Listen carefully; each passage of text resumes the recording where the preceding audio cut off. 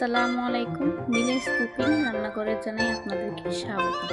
আমার চ্যানেলে নিত্য নতুন রেসিপি পেতে আমাদের পাশে থাকুন এবং সাবস্ক্রাইব করুন, বেল আইকনটি বাজিয়ে রাখুন। আজকের রেসিপি হলো কাঁচা বড়ইয়ের আচার বা চাটনি।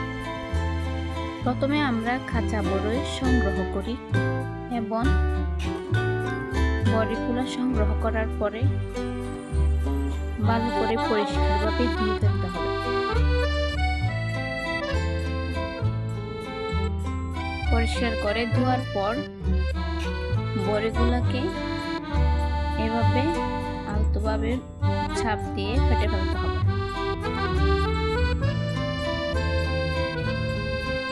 সবগুলা বড়ি আলতোভাবে ফাটার পর একটি পাত্রে চিনি নেন এবং পরিমাণ মতো প্রায় 1 কাপ পরিমাণ পানি নিন। এখন মিশ্রণটি ভালো করে মিশতে হবে। ভালো করে মিশিয়ে মিশ্রণটি যখন ঘন হয়ে আসবে তখন ভালো করে নেড়েচেড়ে আরো ঘন করতে হবে।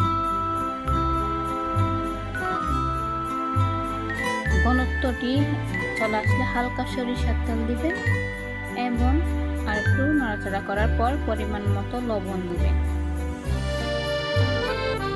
ঘনত্বটি ঘন হয়ে আসলে লালচে বর্ণ ধারণ করলে এর মধ্যে পেঁয়াজ আর মরিচ, ধনেপাতা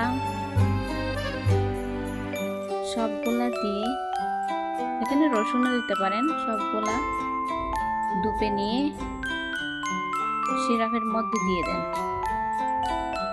ভালো করে মিশ্রণটি ভালো করে মিশিয়ে নেন।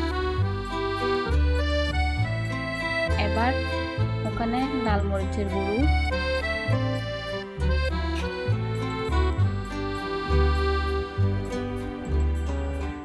কাটা বড়িগুলো দিয়ে দিতে হবে হালকা তাপে। এভাবে বেশিক্ষণ লাগবে না, প্রায় 2-3 মিনিট বা 5 মিনিট রাখার পরে নামিয়ে ফেলুন। একটা পাত্রে নিন, উপরে আবার কিছু চিনির পরিমাণ দিন, হালকা সরিষার তেল দিয়ে মিশিয়ে নেন।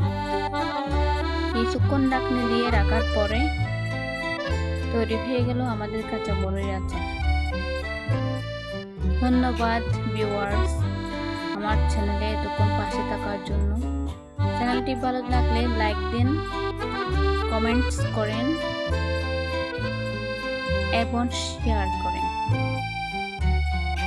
সাবস্ক্রাইব করে পাশে থাকুন, বেল আইকনটি বাজিয়ে রাখুন।